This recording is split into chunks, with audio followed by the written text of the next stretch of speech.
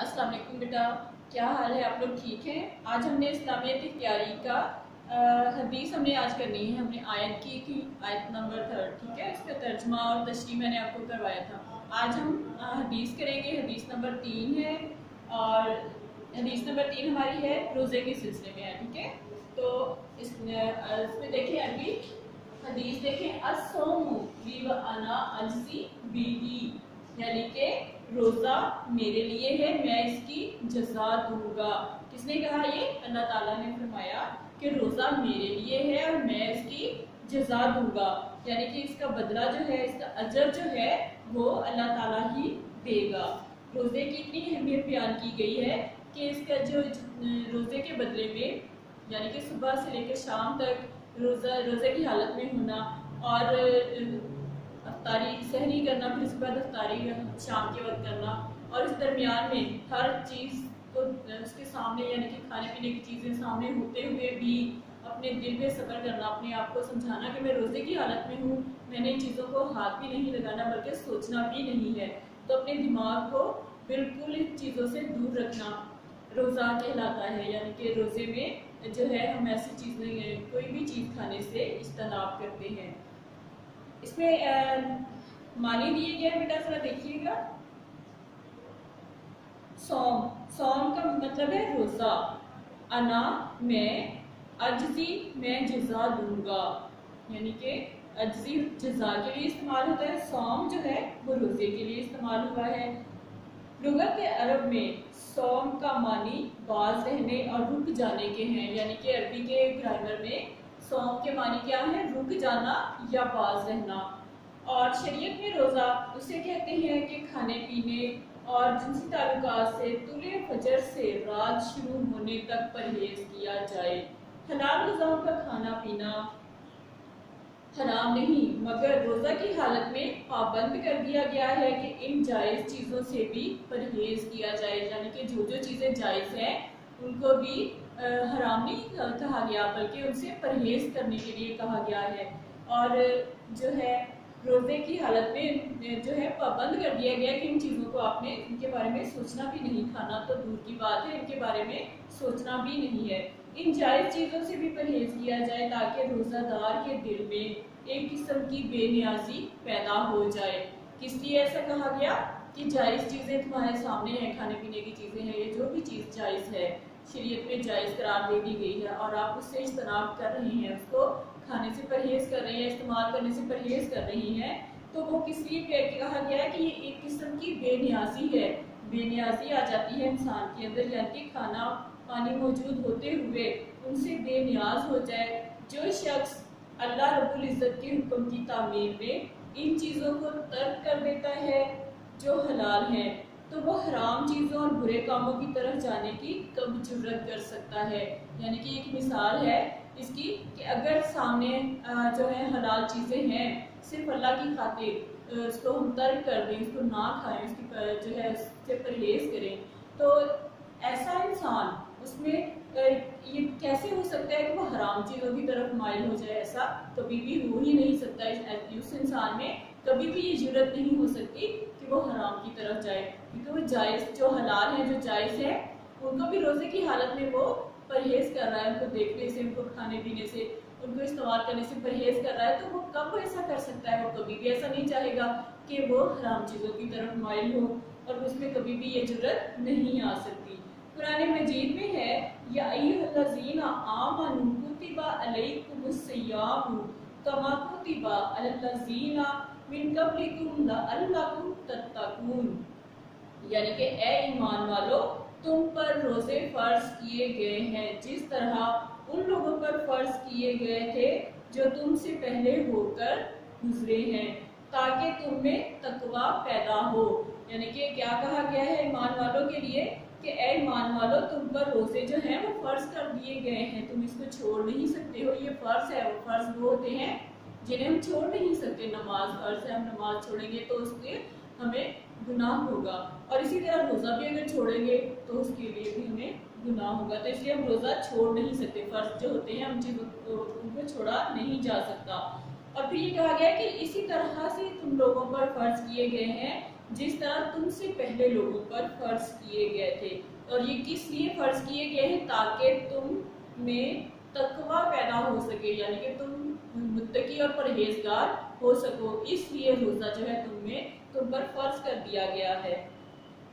फिर है हराम और नाजायज और बुरे कामों से बचने का बेहतरीन तरीका जो है वो क्या है? बेहतरीन दर्स हमें रोजे से मिलता है। यानी कि हराम नाजायज और बुरे कामों से बचने की जो है आदत हो जाती है। जब रोजा इंसान रखता है तो वो ऐसी चीजों से बच के रहता है ताकि उसका रोजा मकरूह ना हो जाए। रोजा मकरूह हो जाए तो क्या होता है कि उसका सवाब नहीं मिलता। तो इसके लिए हमें कोशिश करनी होती है कि जिन कामों से हमें रुकने के लिए कहा गया है उनसे हम बाज रहे, रुक जाए। रोजादार हर किस्म की कसाफतों से दूर रहता है। रोजादार जो है हर किस्म की गंदगी से दूर रहता है, सिर्फ खाने पीने से नहीं बल्कि हर किस्म की नापाक ख्वाहिशों, गाली गलूज, गिबत, झूठ, फरेब और बुग़्ज़ व हसद और जुल्म बेरहमी से परहेज करता है। यानी कि हर बुरी आदत से वो परहेज करता है। सिर्फ खाने पीने से ही परहेज नहीं करता बल्कि वो रोजादार जो होता है वो हर किस्म की बुरी आदतों से परहेज करता है।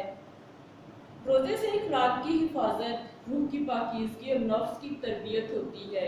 यानी कि रोज़ा रखने से हमारे जो इखलाक हैं वो अच्छे होते हैं और हमारी रूह जो है वो पाकीज़ा हो जाती है।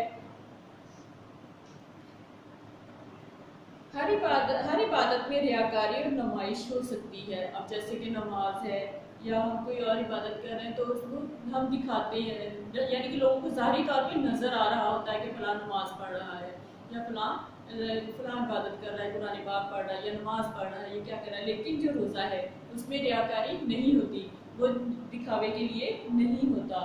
और रोज़ादार सिर्फ खुदा के दरमियान एक अहद है। रोज़ा क्या है? रोज़ा रखने वाला, ठीक है, रोज़ादार जो है और खुदा, इन दोनों के दरमियान में एक अहद है जिसे रोज़ादार दिल से पूरा करता है। जिसे रोज़ादार जो किसी मजबूरी के तहत नहीं बल्कि ना ही किसी को दिखाने के लिए बल्कि वो अपने दिल से उस अहद को पूरा करता है। उसे रोज़ादार खुदा के सिवा कोई नहीं जानता। इसलिए रोजे के मुतालिक ये कहना दुरुस्त है कि रोजा सिर्फ खुदा के लिए रखा जाता है और उसकी जज़ा देने वाला भी वही है। यानी कि रोजे की जज़ा देने वाला भी अल्लाह ताला ही है। एक हदीस में है कि जिस शख्स ने ईमानी शऊर और एहतसाब के साथ रोजे रखे उसके वो सारे गुनाह माफ कर दिए जाएंगे जो इससे पहले हो चुके हैं। यानी कि रोज़ादार के लिए कितनी बड़ी खुशखबरी की बात है कि जिसने ईमानी शऊर और एहतसाब के साथ यानी कि पूरे जोश खरोश के साथ सिर्फ अल्लाह ताला के लिए उसने रोजे रखे तो उसके सारे गुनाह जो है वो माफ़ कर दिए जाएंगे जो उससे पहले सरदर्द हो चुके हैं। रोज़े का ये अजीम मकसद उसी वक्त हासिल हो सकता है जब रोज़ा पूरे एहसास शऊर के साथ रखा जाए, यानी कि किसी मजबूरी के तहत ना रखा जाए या किसी को दिखाने के लिए ना रोज़ा रखा जाए कि मैंने इतने रोज़े रखे हैं, बल्कि वो एहसास के साथ रखा जाए। उसमें कुछ समझ और अक्ल समझ होनी चाहिए। इन तमाम मकरूहात से उसकी हिफाजत की जाए जिनकी असर से रोज़ा बेजान हो जाता है। रोज़ा जो है कुछ ऐसी बातें हैं कि उनसे रोज़ा जो है मकरूह हो जाता है। मकरूह हो जाता है यानी कि बेजान हो जाता है, उसकी जो अहमियत है उसका सवाब ख़त्म हो जाता है। हकीकी रोज़ा दरअसल वही है जिसमें आदमी कल्बे रूह और उनकी सारी सलाहियतों को खुदा की नाफरमानी से बचाए और नफ्स की हर बड़ी ख्वाहिश को रोंद डाले। यानी कि उसका दिल कहीं कुछ करने को लेकिन वो ये सोचे कि ऐसा करने से उसका रोज़ा मकरूह हो जाएगा, वो अपने आप को कंट्रोल में रखे, काबू में रखे अपने दिमाग को, अपने दिल को।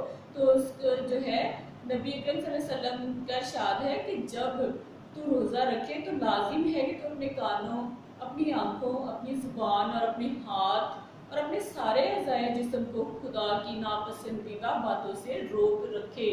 यानी कि रोज़ेदार के लिए क्या कहा गया है कि जब वो रोज़ा रख लेता है तो उस पर ये लाजमी हो जाता है कि वो अपने कानों को बुराई करने से, सुनने से रोके, अपनी आंखों को बुराई देखने से रोके, वो अपनी जुबान को उससे बुराई अदा करने से रोके और अपने हाथ और अपने सारे अज़ाए जिस्म को कोई भी ऐसा काम उनसे सरजर ना हो के जिससे अल्लाह ताला नाराज हो। इसके अलावा आप सल्लल्लाहु अलैहि वसल्लम ने यह भी फरमाया कि जो शख्स रोज़ा रख कर भी झूठ बोलने और झूठ पर अमल करने से बाज ना रहा तो खुदा को उसके भूखे प्यासे रहने की कोई हाजत नहीं है। यानी अल्लाह ताला को कोई ज़रूरत नहीं है कि हम उसके लिए भूखे प्यासे रहें। अगर किस सूरत में कि अगर हमने रोज़ा रख लिया है लेकिन फिर भी झूठ बोल रहे हैं, झूठ पर अमल करने से बाज नहीं आ रहे, तो ऐसी हालत में ऐसे इंसान के रोज़े को अल्लाह ताला को भी ऐसे इंसान के रोज़े की ज़रूरत नहीं है कि वो उसकी खातिर भूखा प्यासा रहता है। अल्लाह ताला को भी कोई परवाह नहीं है। यानी कि रोज़ा जब भी रखा जाए तो तमाम जो उसके जो वजूहात हैं, यानी कि उसके रोज़े के लिए जो जो हमारे रोज़े मकरूह होने की जो जो चीज़ें हैं उनसे इज्तनाब किया जाए, उनसे रोका जाए, अपने आप को जो है अपने नफ्स को काबू में रखा जाए, झूठ ना बोला जाए, चोरी ना की जाए और झूठ बोलने के अमल से बाज रखा जाए। तो इस तरह की बातों से हम परहेज कर कर ही अपने रोज़े को सही मानों में उसका जो है अजर पा सकते हैं। और जो शख्स खुदाए कुद्दूस के हुक्म की तामील में इन चीज़ों को तर्क कर देता है जो हलाल है, तो वो हराम चीज़ों और बुरे कामों की तरफ कभी भी नहीं जा सकता। अब बेटा मैं इसकी शॉर्ट क्वेश्चंस आपको करवाती हूँ, इसका आप लिख लीजिएगा।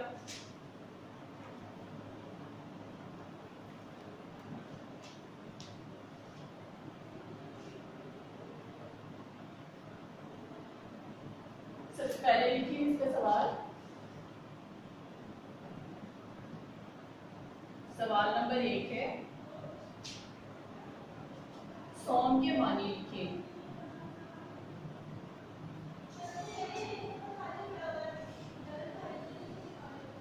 सौम के मानी लिखिए। अब इसमें सवाल नंबर 1 में जवाब आ जाएगा। इसका तशरीह में देखिए बेटा, फर्स्ट लाइन में लुगत अरब में सौम का मानी बाज रहने और रुक जाने के हैं, और सौम का जो है मानी रोज़ा है, और लुगत अरब में सौम का मानी बाज रहने और रुक जाने के हैं। ये पूरा आंसर इस तरह से आपने लिखना है इसका।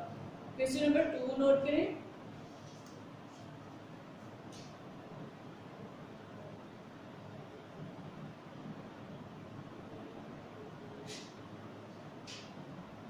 रोजे की हालत में किन चीजों का पाबंद रहना चाहिए?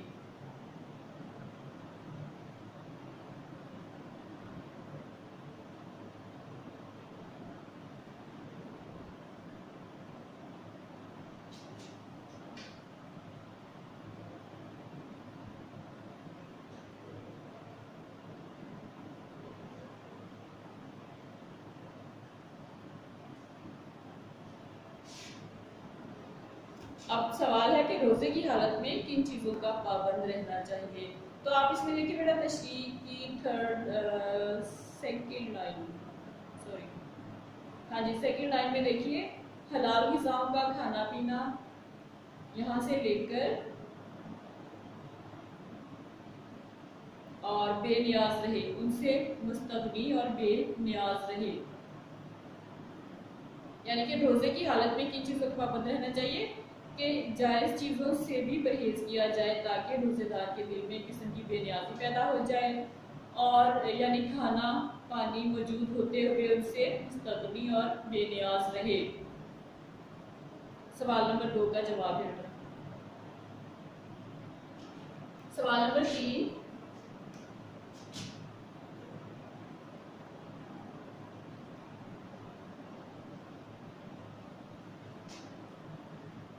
रोज़ेदार के अंदर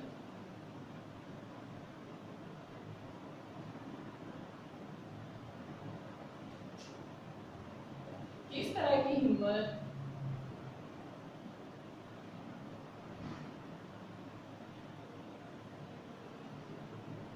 पैदा हो जाती है?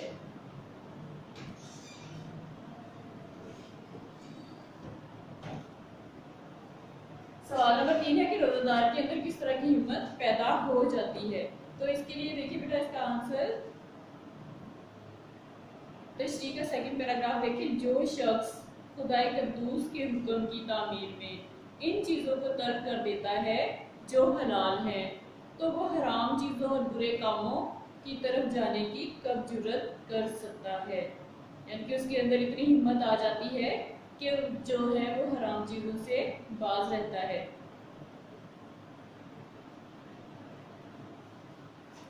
सवाल नंबर 4 देखिए बेटा,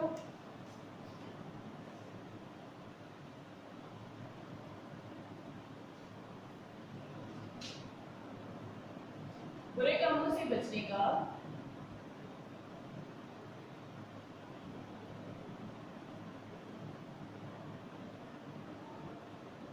बेहतरीन दर्स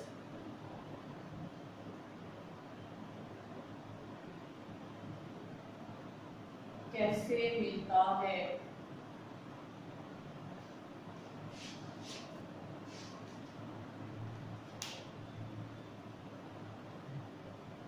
थर्ड पैराग्राफ देखिए, तशरीह का थर्ड पैराग्राफ, हराम, नाजायज और बुरे कामों से बचने का बेहतरीन दर्स रोज़ा में मिलता है।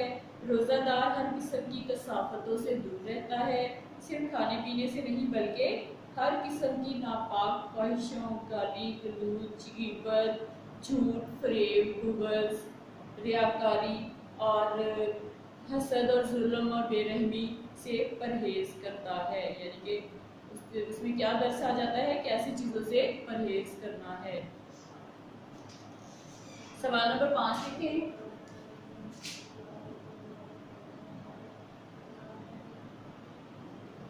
सवाल नंबर 5 पर मेरे बेटा, रोजा किसके लिए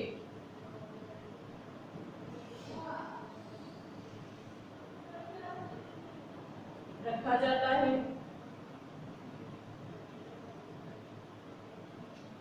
और इसका अजर कौन देगा?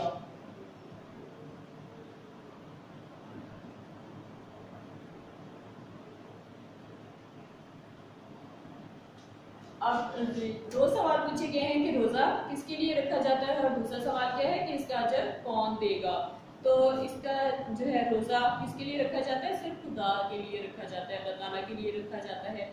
इसकी फिर थर्ड लास्ट लाइन में देखें, रोजा सिर्फ रोजादार और खुदा के दरमियान एक अहद है जिसे रोजादार दिल से पूरा करता है और उसे रोजादार और खुदा के सिवा उसे कोई नहीं जानता। इसलिए रोजे के मुतालिक ये कहना दुरुस्त है कि रोजा सिर्फ खुदा के लिए रखा जाता है और उसकी जजा देने वाला भी अल्लाह ताला है, यानी कि वही उसकी जजा देगा। ये बेटा आपके आज 5 क्वेश्चन जो है ये पूरे हो गए हैं। आज हमने हदीस नंबर 3 की है, यानी कि अस्सौमु ली व आना अजज़ी बिही। इसका तर्जुमा है कि रोज़ा मेरे लिए है, मैं खुद उसकी जज़ा दूंगा। मैं एक दफ़ा फिर आपको थोड़ा सा इसके बारे में बता देती हूँ। इसमें ये जो है सौम जो है ग्रामर में इसके मानी है कि बाज रहना और रुक जाना। अरबी में सौम के मानी है बाज रहना या फिर रुक जाना, किसी भी चीज़ से परहेज करना। रुक जाना, बाज रहना क्या था? परहेज करना किसी चीज़ से।